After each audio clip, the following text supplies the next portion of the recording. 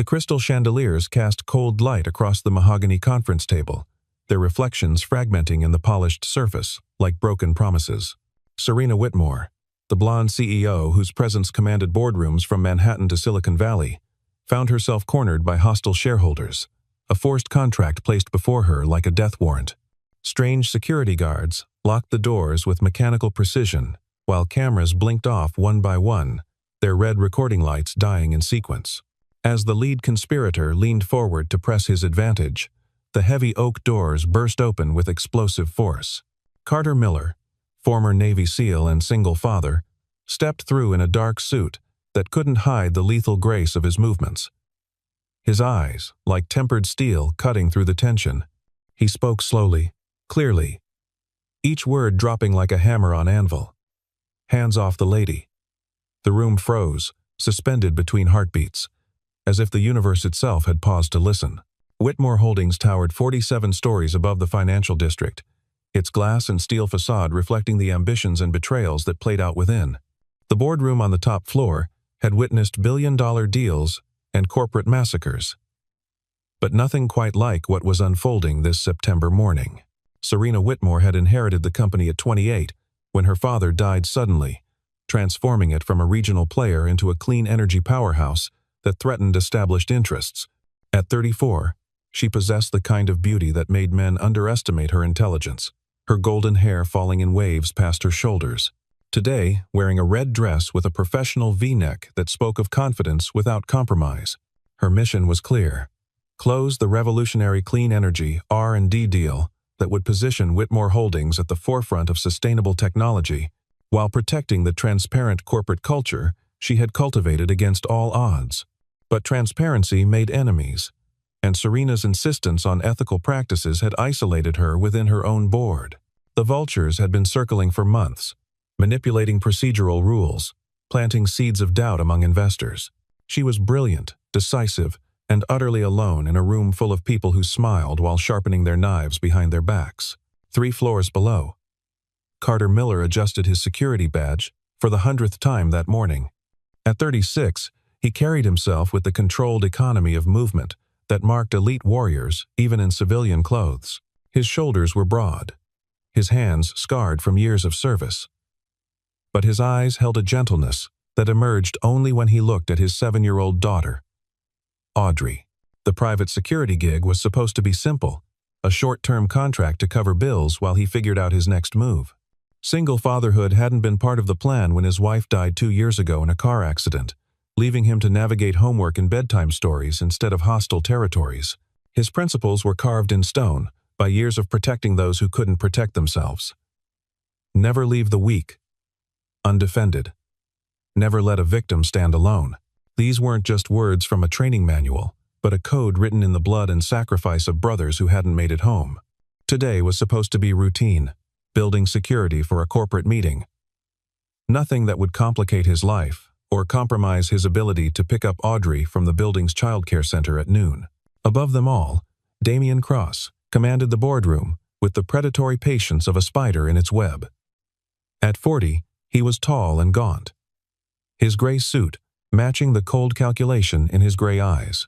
As the largest shareholder after Serena, he had spent 18 months orchestrating this moment, weaving together legal manipulations and financial pressure points with surgical precision.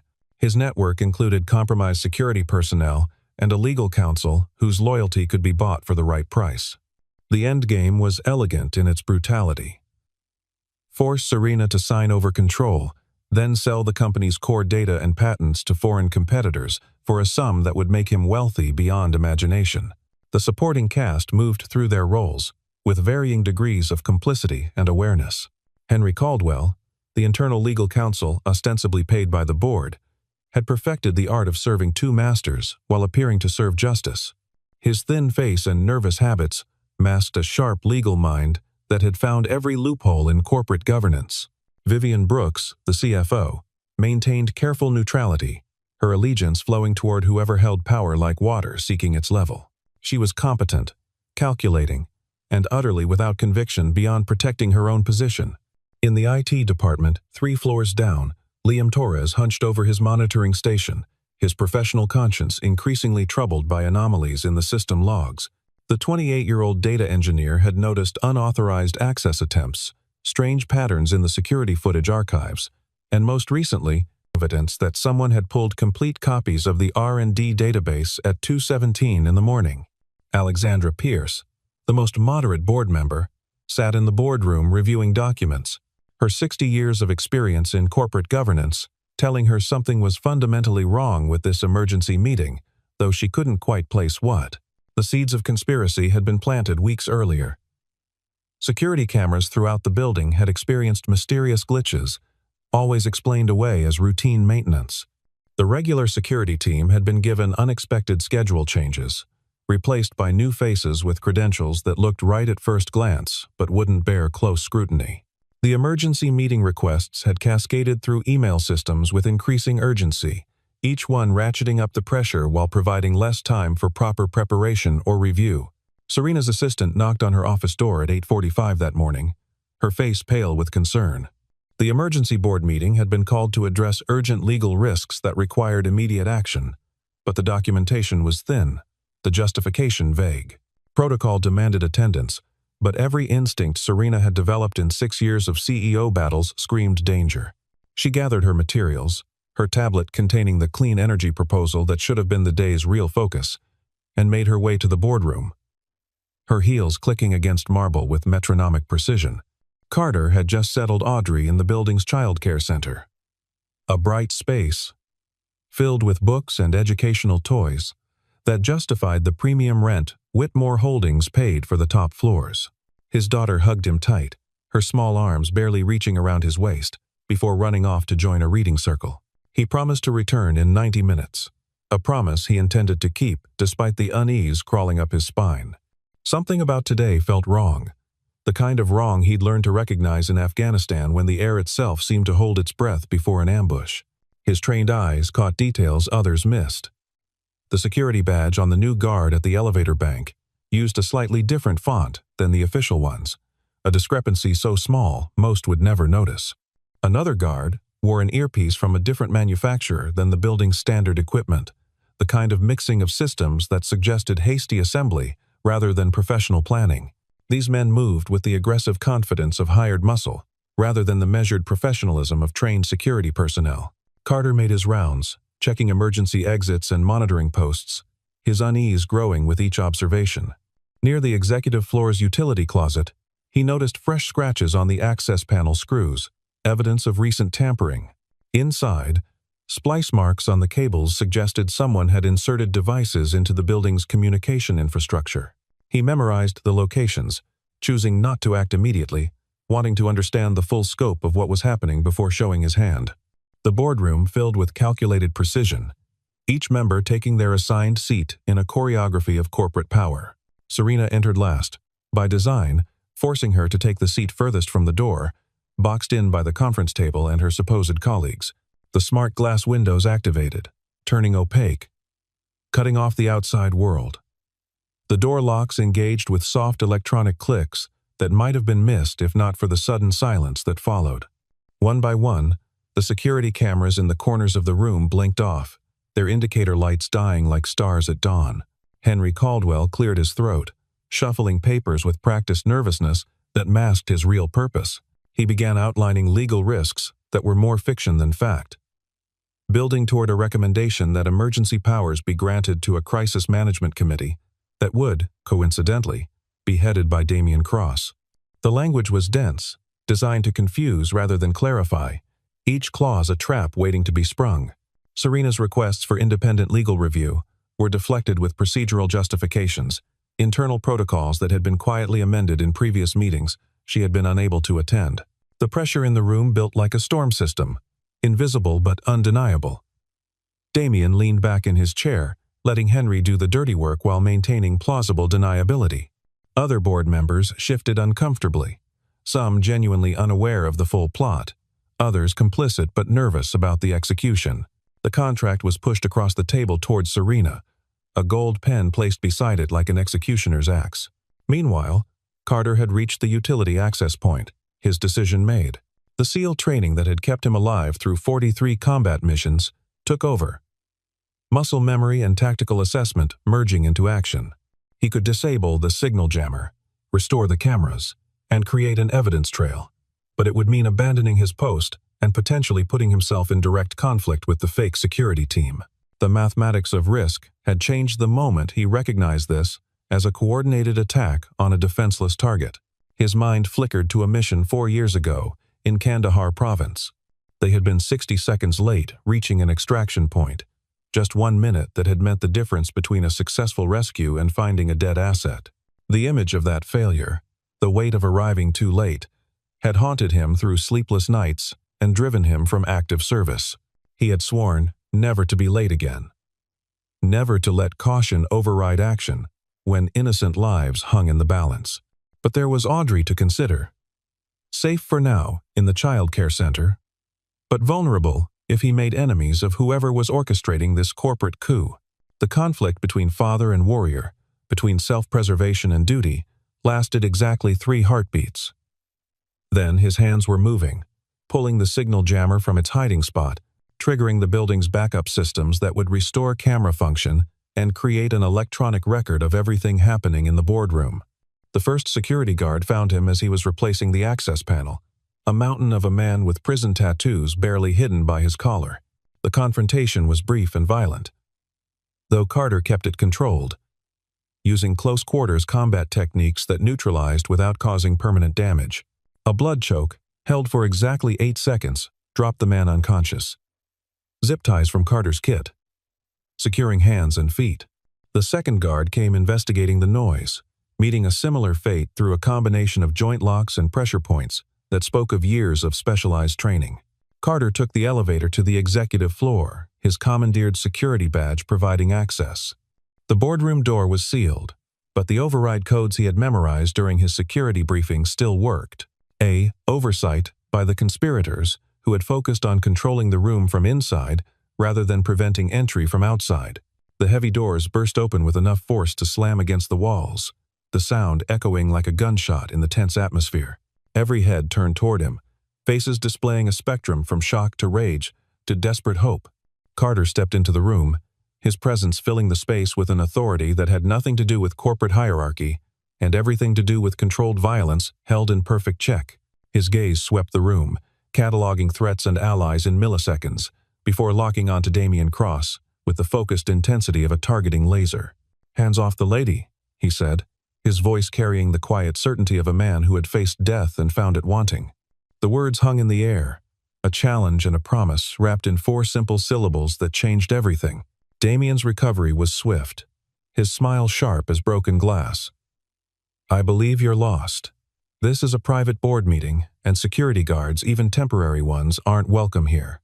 The dismissal was calculated to minimize Carter's intervention, to reframe him as an irrelevant interruption rather than a game-changing presence. Carter didn't respond to Damian directly, instead addressing Serena with professional courtesy that carried deeper currents. "Ma'am, I've documented multiple security breaches in this building, including tampering with surveillance systems and the presence of unauthorized personnel. Under Section 4 of the Corporate Safety Protocols, any meeting conducted under potential duress or security compromise must be immediately suspended pending a full investigation." The legal framework gave Serena the opening she needed. Rising from her chair with renewed authority, she seized the momentum Carter had created. "Mr. Caldwell, as our legal counsel, I'm sure you're aware that any contracts or resolutions passed under the conditions described would be legally null and void. I motion for immediate suspension of this meeting pending security review," Henry stammered, his carefully prepared arguments crumbling against this unexpected vector of attack. That's an overreach. Simple technical difficulties don't constitute grounds for suspension. But his voice lacked conviction, the script he had memorized suddenly useless in this new reality. Carter pulled out his phone, swiping through images he had captured during his investigation. Technical difficulties don't usually involve hardware spliced into the building's communication systems. The photos appeared on the boardroom's presentation screen. His phone synced to the room's display system. They also don't explain why 2:17 this morning, someone with administrator access downloaded the entire R&D database. Liam Torres, who had been invited to the meeting as a technical advisor, suddenly straightened in his chair. 217?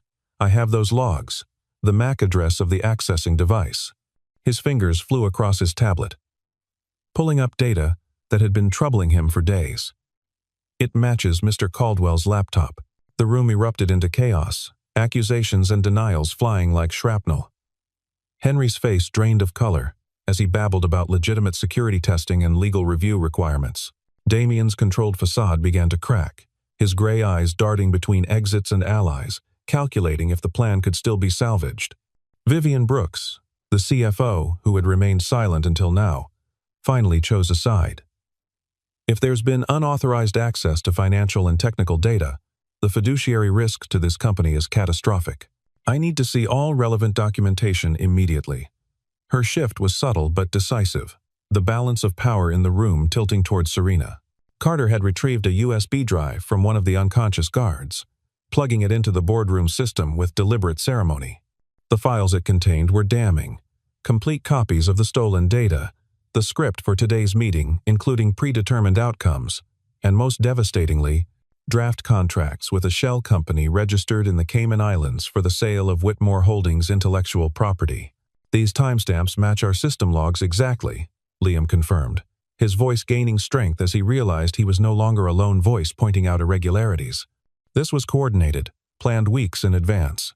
Alexandra Pierce, who had been reviewing the evidence with the careful attention of someone who had survived 40 years of corporate politics, finally spoke. I've seen hostile takeovers, but this is corporate espionage and conspiracy to commit fraud. Damien, I gave you the benefit of the doubt, but this evidence is overwhelming. Damien's mask finally slipped completely, revealing the cold fury beneath. He pulled out his phone, swiping to an image that made Carter's blood freeze.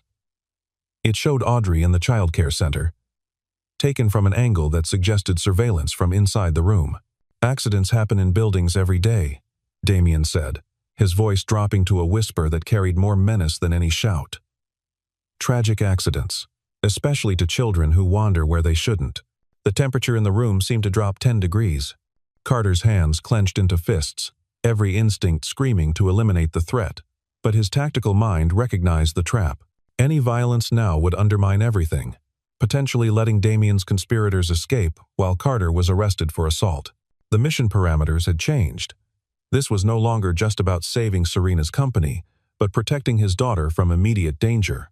Serena's response was swift and unexpected. She pulled out her personal phone, dialing a number from memory. Andrea? This is Serena Whitmore. Yes, I know you're off shift, but we have a Code 7 situation in the executive boardroom. There's a credible threat against the child in your facility's care center. Her name is Audrey Miller.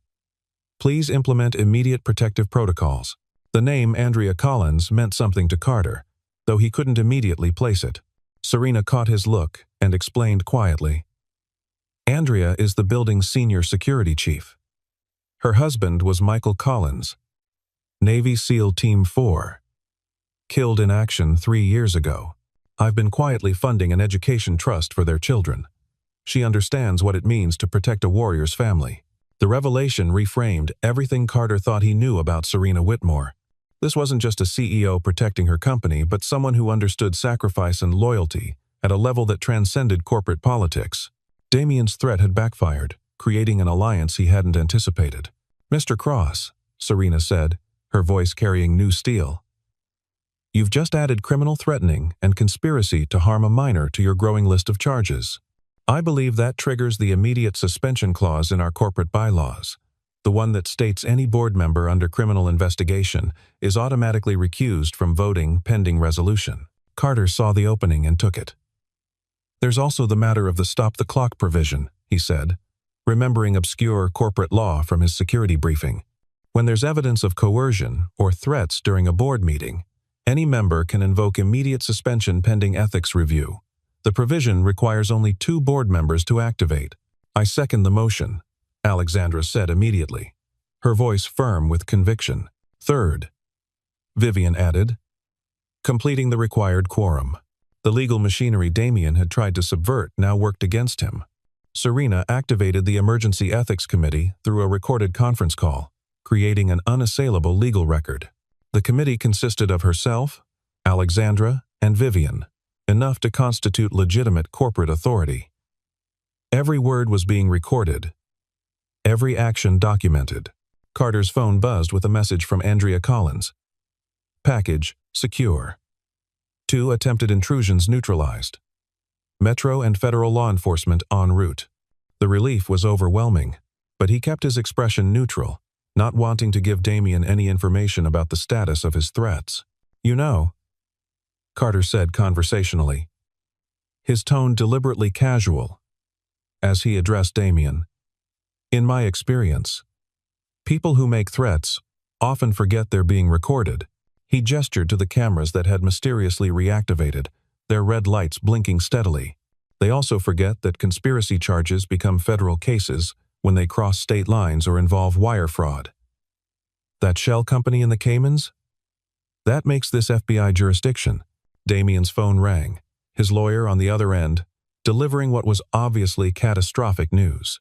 Federal agents were already in the building, Andrea Collins having contacted them the moment the threat was made against Audrey. The carefully constructed conspiracy was collapsing like a house of cards in a hurricane. "There's something else you should know," Serena said, producing her tablet with the clean energy proposal still displayed. "This entire meeting has been live-streamed to our secure legal archive since Mr. Miller restored the cameras. Every word, every threat, every admission of guilt is already in federal custody." "You mentioned something about commission rates with that shell company, Damien. Would you like to elaborate on that for the record?" The trap was perfect, utilizing the very technology Damien had tried to subvert. His own words, his own threats, had created the evidence needed for prosecution. The attempting to maintain control had become the very rope that would hang him. "I want my lawyer," Damien said, but the words were hollow, empty of their usual force. "He's probably busy," Carter observed. "The FBI tends to execute multiple warrants simultaneously in conspiracy cases.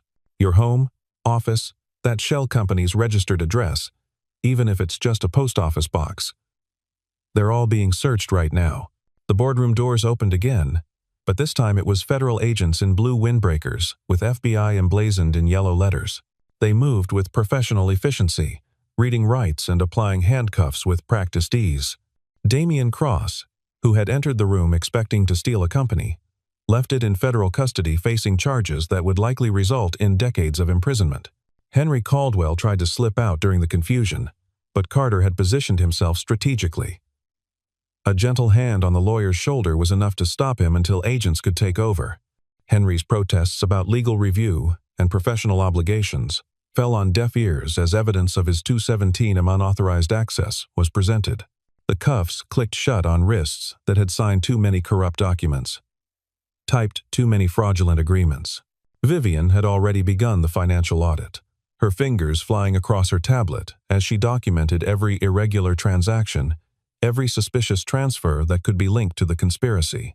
Her cooperation would likely keep her out of prison, though her career at Whitmore Holdings was certainly over. She understood the mathematics of survival and had chosen accordingly. Alexandra stood at the head of the table, her age and experience lending gravitas to her words. "I call for an immediate vote of no confidence in Damien Cross and Henry Caldwell, striking them from all positions within Whitmore Holdings and its subsidiaries." The vote was unanimous among the remaining board members, even those who had been sympathetic to Damien now distancing themselves from the toxic association. "I also move to confirm Serena Whitmore as CEO with full authority restored, and to commend her handling of this crisis," Alexandra continued. Again, unanimous approval, though some votes came more readily than others. The FBI agents were thorough but efficient, collecting evidence and taking statements with the kind of professional competence that suggested this wasn't their first corporate corruption case. Within 30 minutes, the conspirators were gone. The boardroom was a crime scene being processed, and the immediate danger had passed. Carter slipped out during the chaos of documentation and evidence collection.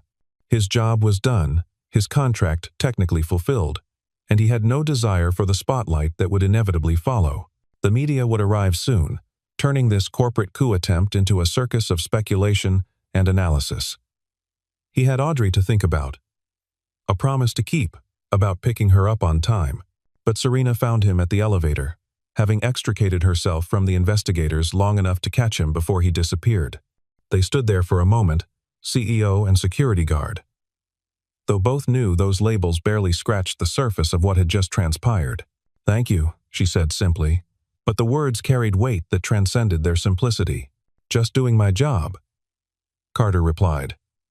Though they both knew that was a lie. His job hadn't required him to risk everything.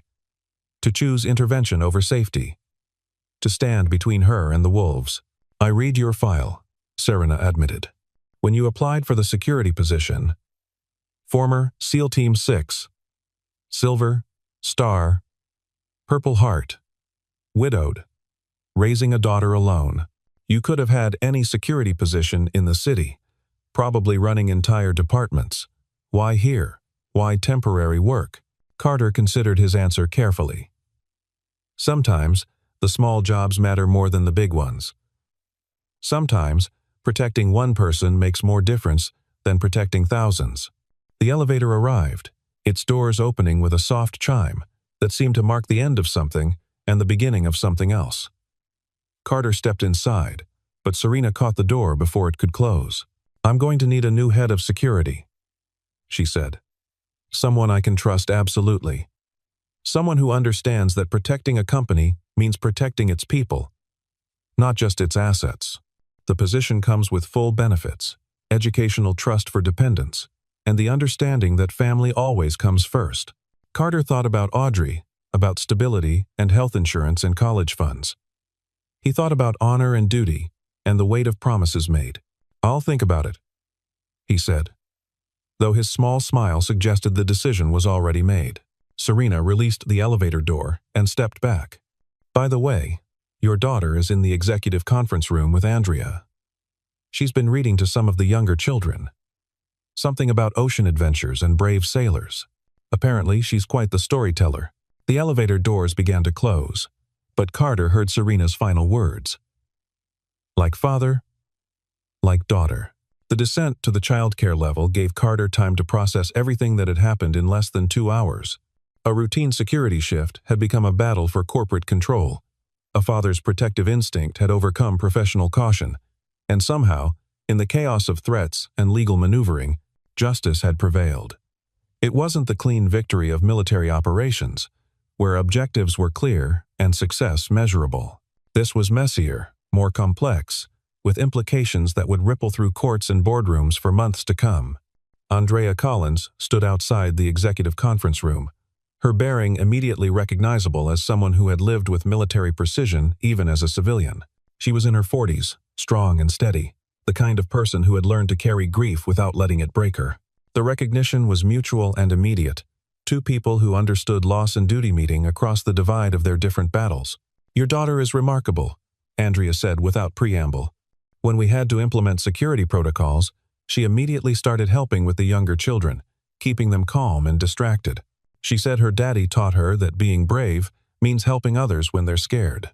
Through the conference room's glass wall, Carter could see Audrey sitting cross-legged on the carpet, surrounded by a semicircle of younger children, holding a picture book about marine life.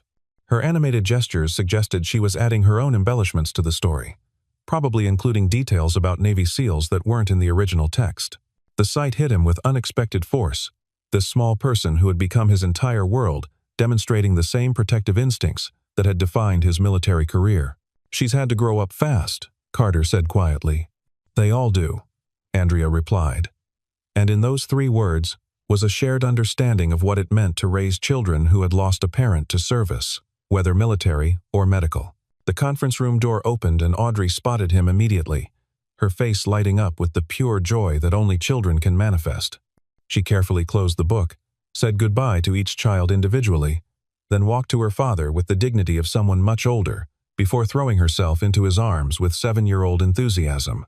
"Daddy, Miss Andrea said there was an emergency drill, but I knew it wasn't a drill because you taught me what real emergencies feel like. So, I helped keep the little kids calm. Did I do good?"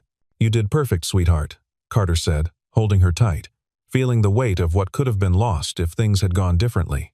Serena appeared in the doorway, having finally escaped the federal agents and initial media responses. She had kicked off her heels somewhere, standing in stocking feet that made her seem more human, less corporate titan. The red dress that had been armor in the boardroom now just made her look tired and triumphant in equal measure. "Miss Audrey," Serena said, dropping to the child's eye level with natural grace. "I heard you were very brave today.